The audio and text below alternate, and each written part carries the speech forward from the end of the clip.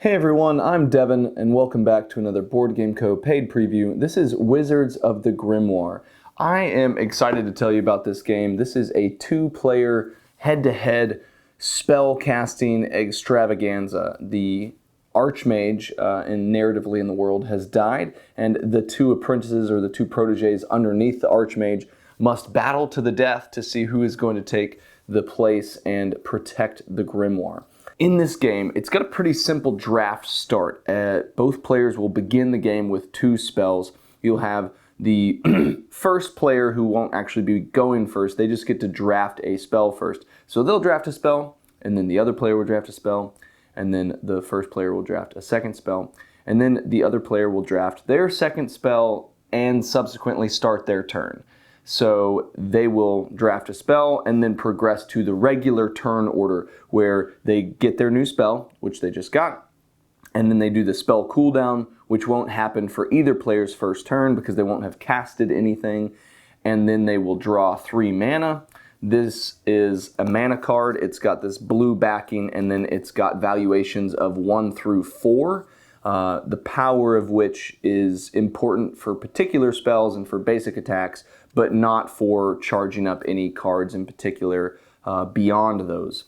So you've got your mana cards, and then the next step is to cast a spell or cast multiple spells, and then to follow up your turn with a basic attack if you so choose. You may not want to expend one of these cards to do a basic attack, so that's an optional thing at the end. I'll kind of explain how a turn works, and then you can see where things are at. So this is the second player that has drafted their second spell, and they are ready to go. They've drafted 3 mana cards, and I have 2 different cards here. Number 1, this says Sneaky Deal, and I can choose one of 2 options. Deal 1 damage or discard a mana card off of one of your other spells. That second option is useful because it helps increase the pace of your cooldown to use spells again. But for now, I'm just going to use, I don't even know if I'm actually going to do it, to be honest. I think I'm going to hold off for now. And if you see on each card, almost all of these here have a downward facing arrow. That means that it's an instant effect. So when you cast this, it happens right away.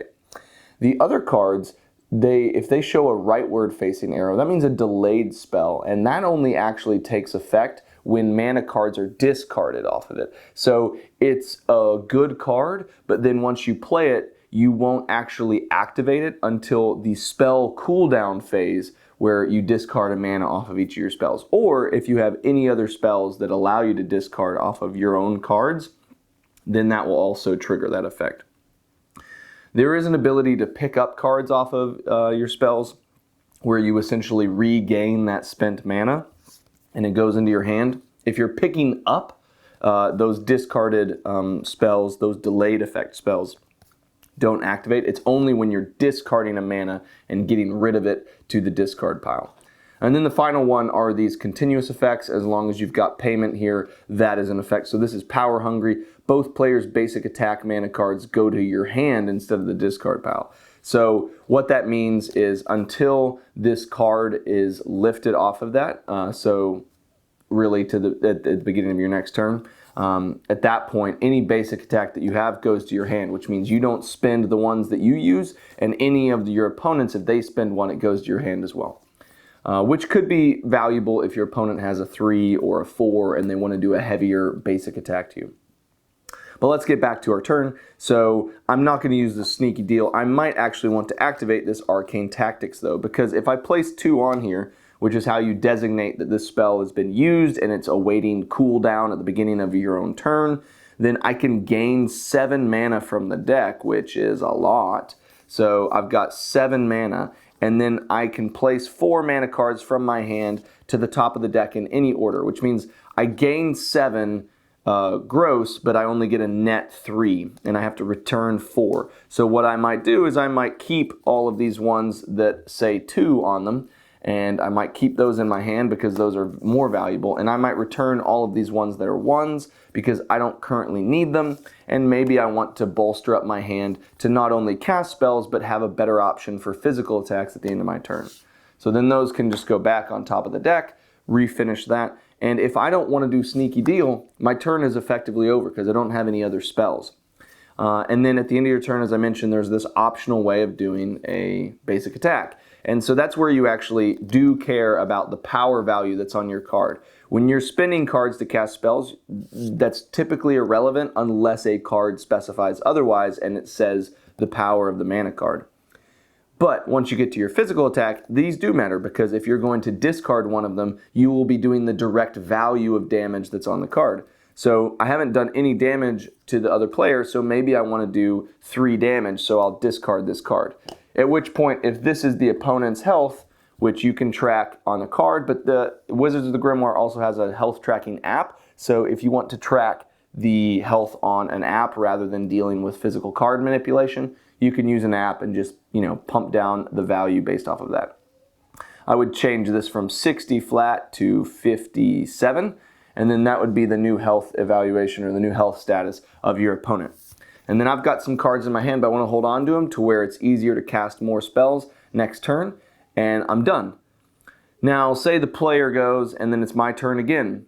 Now I actually have a board state that can require a full turn order resolution. So I get to pick a new spell. I always really like this time distortion. I think it's a lot of fun because I get to pick up mana cards off of 2 of my other spells, 1 mana card off of each. So it helps you burn through your system faster to where you can cast spells more frequently. So I'm going to take this one, at which point this immediately gets replaced in the center. There is always a face-up spell pool of 10 cards for players to look from. And then I do a spell cooldown. These 2 have not been cast at all, but this one has. So out of the 2 cards that are there, I'll take one of them off and discard it, and now this spell is closer to being activated again. And then I can gain 3 mana. I've already got a net gain of mana from that big play that I did earlier. Now I've got a lot of cards, but I've only got a couple of spells.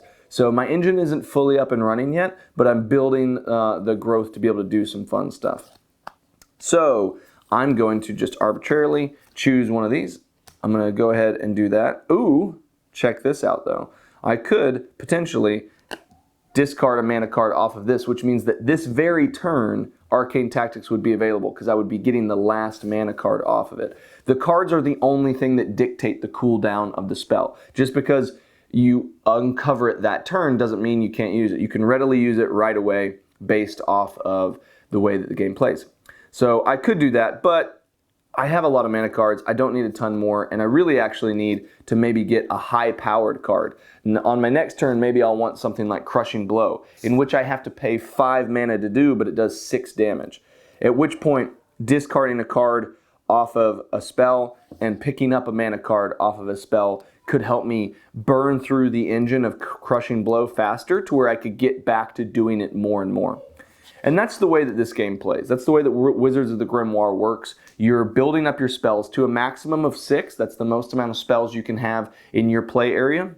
If you ever want to change out after you reach the valuation of 6, you have the option of leaving a card unplayed or unslotted with spells, and then when you get to the choose a new spell, you can discard it and pull a new one. That is the only way to sub out a new spell. If you have all of your spells covered with cards because you've been playing them, they can't be swapped out with a new spell.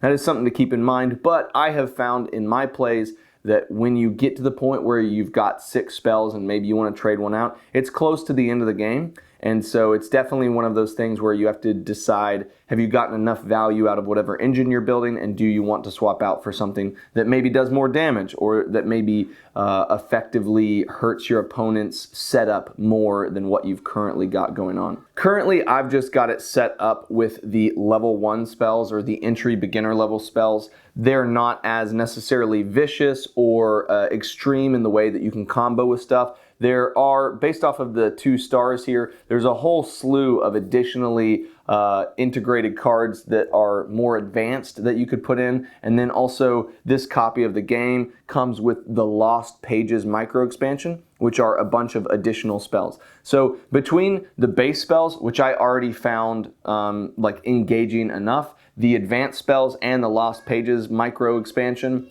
you get a lot of variability there that you can play around with. And so I enjoy it a lot, and I'm excited to keep playing this. I've played it with my son a couple times, and now I want to make sure that I can play it with more people because I like introducing 2-player games with people that I have a fun mental headspace with. So definitely I want to try this out with my wife and anybody else that wants to go face down me, Archmage Devin, because based off the last game, I'm the new Archmage. So Archmage Devin in the house, ready to tear down some spells and do some basic attacks on some punks.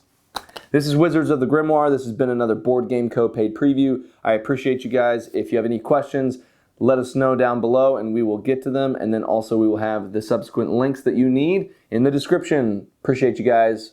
Bye.